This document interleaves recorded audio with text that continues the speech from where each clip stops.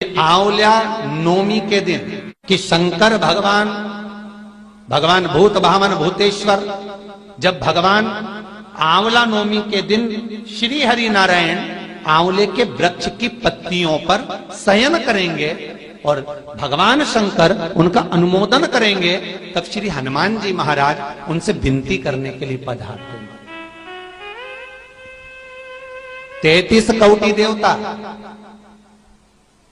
भगवान विष्णु जब शयन से उठते हैं, देवसोनी एकादशी को जब भगवान उठेंगे, नेत्र खोलेंगे, तो प्रथम दर्शन भगवान विष्णु। श्रीमद् भागवत कथा, स्कंद पुराण, पद्म पुराण, अग्नि पुराण, जितने भी पुराण उठाना चाहे सारी पुराणों को उठाकर देखना कि प्रथम वर्णन आपको मिलेगा कार्तिक महत्तम का कि भगवान नारायण सर्वप्रथम जब नेन खोलते हैं अपनी देव सोनी एकादशी से सोकर देव उठनी एकादशी पर जब उठते हैं तो भगवान नेत्र खोलकर सबसे पहले किसका दर्शन करते हैं? किसका दर्शन? स्कंद पुराण कहती है, विष्णु पुराण कहती है कि भगवान नारायण जब नेत्र खोलते हैं तो खुद की अर्धांगिनी लक्ष्मी भी नहीं, महाराज ब्रह्मा आदिक देवता सब खड़े, पर भगवान नेत्र नहीं खोलते। कब तक? जब भगवान शंकर अपने ही मुख से भगवान श्री हरि का गुणगान नहीं गाते, डमरू का नाद नहीं। आंवला नवमी का आप लोग साधना करते होंगे। जब कार्तिक के महीने में आंवला नवमी का व्रत आता है तो जो उपास नहीं भी रखते हो, जो पूजन नहीं भी करते हो, उनसे मेरा निवेदन है कि स्कंद पुराण में कार्तिकेय के पावन चरित्र में स्कंद पुराण में स्पष्ट किया गया, और कल्याण का कार्तिक खंड पढ़िएगा, कभी योग लगे तो गीता प्रेस गोरखपुर का कार्तिक खंड पढ़िए। आप पढ़ेंगे तो उसमें मिलेगा आपको कि आंवला नवमी के दिन आंवले के पेड़ के नीचे घी का दिया लगाकर मध्याह्न से पहले, दोपहर के 12 बजे से पहले आंवले के पेड़ के नीचे आंवला नवमी के दिन कार्तिक के महीने में स्कंद पुराण कहती है जो घी का दिया लगाकर पूजन कर कर अपना पल्लू पसार कर आंवले के वृक्ष की डाली में से उस पे लगी हुई थोड़ी सी छाल को अपनी अंगूठे और चीटी उंगली से अपने पल्लू में गिराकर ले जाकर लाल कपड़े में हल्दी के साथ अपनी तिजोरी में अलमारी में रख लेता है। उसके घर में कभी बरकत की कमी नहीं होती, उसके घर में कभी संपदा की कमी नहीं होती, उसके घर में धन वैभव सत्ता बढ़ती है, बढ़ती है। आंवला नवमी की कथा में एक प्रसंग आता है।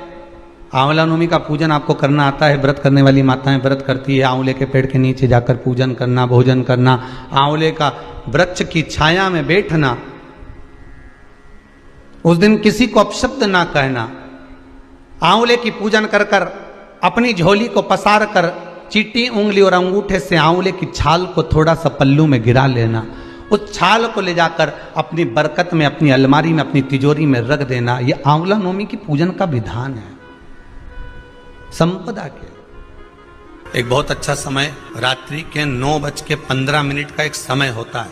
जिस व्यक्ति का रोग बीमारी समाप्त नहीं हो रही हो, हॉस्पिटल में पड़ा हुआ है, कोई बहुत भारी बीमारी में ग्रसित है, छूट ही नहीं पा रहा, तो रात्रि को 9:15 पर किसी भी दिन शंकर भगवान के शिवलिंग का, जो तुम्हारे घर में शंकर जी विराजमान हो उसका, या शंकर जी के मंदिर में जाकर शंकर जी का थोड़ा सा जल, उसमें थोड़ा सा आंवला पड़ा हुआ, मतलब आंवले के पानी से शंकर का अभिषेक पूजन कर लीजिए।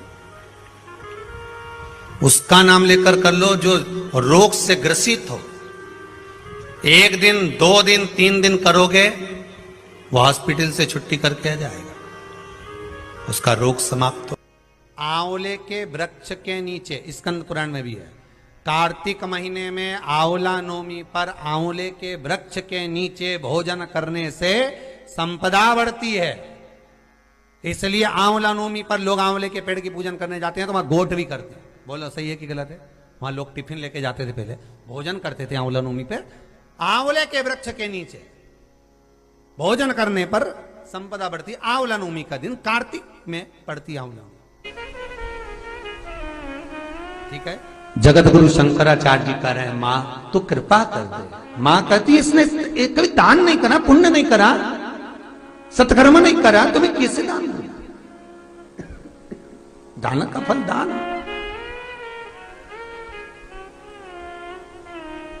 कैसे दूं मैं? मां पूर्व में मान लो इसने जितने जन्म लिए उस जन्म में अगर कोई दान नहीं दिया तो आज आंवला नवमी के दिन आज तो दान दिया है। लक्ष्मी जी बोलती है जो अभी करेगा इसका फल तो बाद में मिलेगा।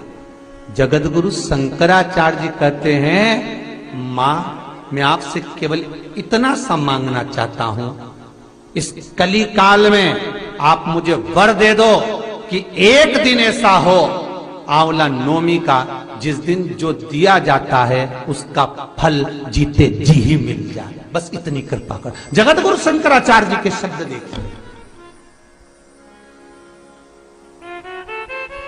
गौदान करा उसका फल बाद में मिलेगा, कुछ दान करा उसका फल बाद में, पर आंवला नवमी के दिन अगर आपने कुछ दान दिया है, आंवला नवमी के दिन अगर आपने दान किया है, उसका फल जगत गुरु शंकराचार्य जी माता लक्ष्मी से कहते आज की आज मिलना चाहिए।